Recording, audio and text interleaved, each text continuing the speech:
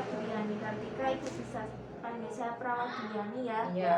Di sini saya akan memberikan penjelasan tentang penyakit kejiwaan, yaitu halusinasi pendengaran. Iya. Sebelumnya kan Ibu masih keluarga dari pasien yang kemarin tuh ya, karena penyakit halusinasi pendengaran yang saat tinggal satu rumah. Jadi saya akan memberikan penjelasan tentang penyakit halusinasi Bu ya. Iya. Bagaimana Ibu waktunya, apakah di sini aja Bu ya? Iya. Sekarang ya. Iya. Dengan Ibu siapa Bu? Ibu Nur Hayati. Apakah Ibu udah tahu Bu apa itu penyakit halusinasi? Belum. Belum ya. Saya akan memberikan lifatnya, sudah saya berikan Bu ya. Iya. Penjelasannya tentang penyakit halusinasi itu semacam penyakit kejiwaan. Pengertiannya itu adalah persepsi yang salah dari indera pendengaran. Misalnya Ibu mendengar suara bisikan-bisikan tapi nggak ada wujudnya Bu ya. Nah itu yang dialami dari saudaranya Ibu yang kemarin ya.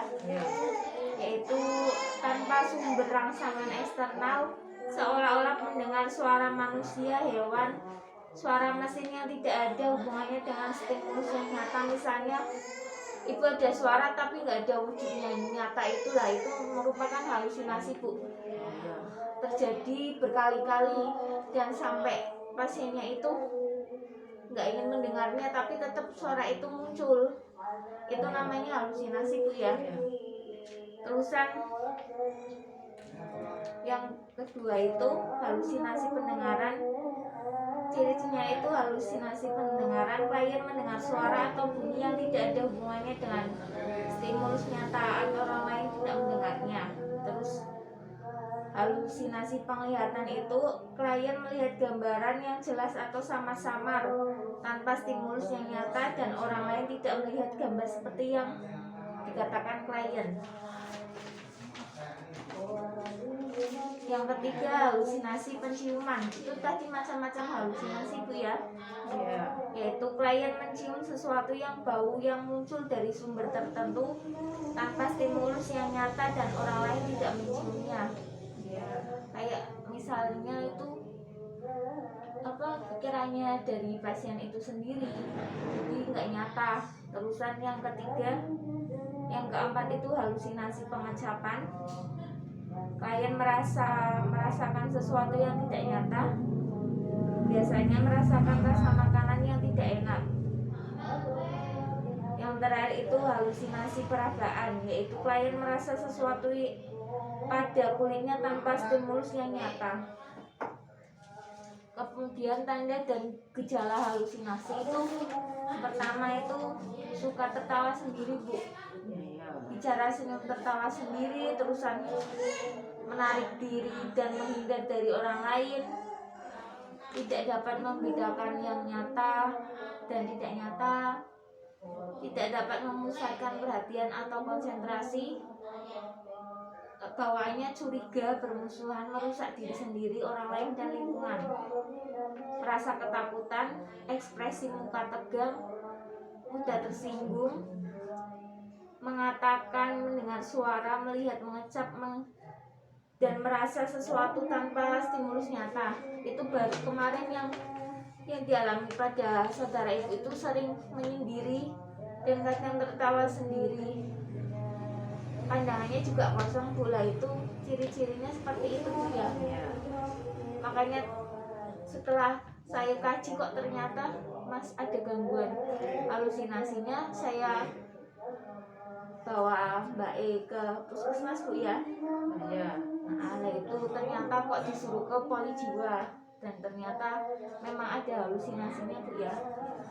Nah itu yang selanjutnya itu cara untuk mengontrol halusinasi. Misalnya kok Mbak E kok kumat, nah itu caranya itu pertama, katakan dalam hati, saya tidak mau dengar kamu. Pada saat halusinasi itu terjadi, misalnya kok muncul suara-suara, terusan Ibu bilang sama warga Ibu, bilang dalam hati, saya tidak mau mendengar suara-suara itu, pergi kamu suara palsu. Seperti itu Bu ya cara mengontrolnya ya, sambil pejamkan mata, sambil tutup telinga sampai suara itu hilang.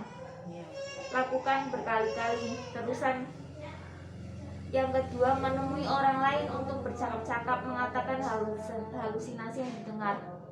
Jangan biarkan Mbak itu sendirian, harus ada temen nih yang misalnya kok dengar suara itu langsung cerita sama teman atau keluarganya biar suara itu segera menghilang. Yang ketiga, membuat jadwal sehari-hari agar halusinasi tidak muncul lagi. Itu membuat jadwal per hari itu ditulis halusinasinya kapan, terus cara mengontrolnya bisa dilakukan secara mandiri atau dengan bantuan orang lain, atau tidak dilakukan sama sekali. Terus yang keempat yaitu menggunakan obat dengan baik dan benar. Kan kemarin udah dibawa ke poli, udah dapat obat, nanti kan obatnya diminum secara teratur ya. Iya. Nah, insya Allah kalau obat diminum secara teratur juga pasiennya akan berangsur membaik. Yang kelima, meminta teman, keluarga atau perawat menyapa jika tampak bicara sendiri. Ya seperti itu, jangan biarkan pasiennya itu sendirian. Yang terakhir, sering berdoa kepada Allah Subhanahu wa Ta'ala. Nah, setelah dilakukan pemeriksaan yang kemarin itu, gimana Bu keadaannya? Udah membaik Bu ya? Iya. Obatnya juga udah diminum teratur ya? Udah. Keluarga juga sudah mengerti penyakit saudaranya Bu ya? Iya. Nah itu sekarang Ibu tak tanya dulu ya, bagaimana tadi halusinasi itu apa Bu?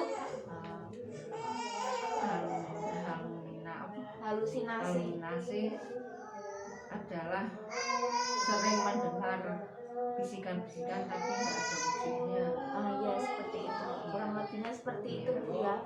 Terus kalau halusinasi itu datang pada keluarga Ibu, cara Ibu mengontrolnya bagaimana Bu?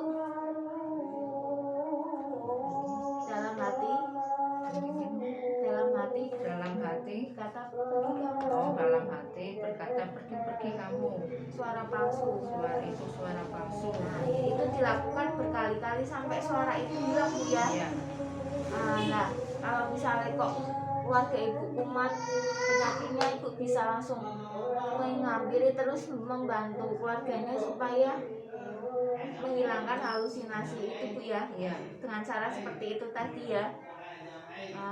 Baiklah Bu, apakah itu sudah mengerti ya tentang penyakitnya ya? Iya. Kurang lebih seperti itu ya caranya. Terus halusinasi itu apa?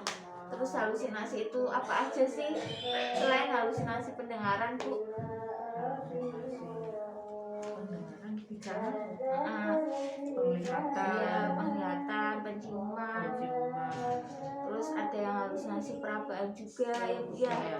Nah itu macam-macamnya, cuma kan yang tadi pas keluarga Ibu dilalah halusinasinya pendengaran yang terjadi pada keluarga Ibu. Nah sekarang apa ya, ada yang mau ditanyakan Bu setelah saya kasih pendidikan kesehatan? Sudah paham Bu ya? Iya, sudah paham ya. Ada yang mau ditanyakan lagi Bu? Tidak ada. Udah nggak ada Bu ya. Nanti keluarganya bisa dipantau Bu ya supaya lebih baik lagi. Kalau ada apa-apa Ibu bisa langsung konsultasi ke sini ya. Biasa ke sini juga, nanti bisa langsung ketemu sama saya, nanti saya bantu. Baiklah Ibu, terima kasih atas waktunya ya Bu. Semoga ilmunya bermanfaat Ibu. Terima kasih Bu. Assalamualaikum. Waalaikumsalam warahmatullahi wabarakatuh.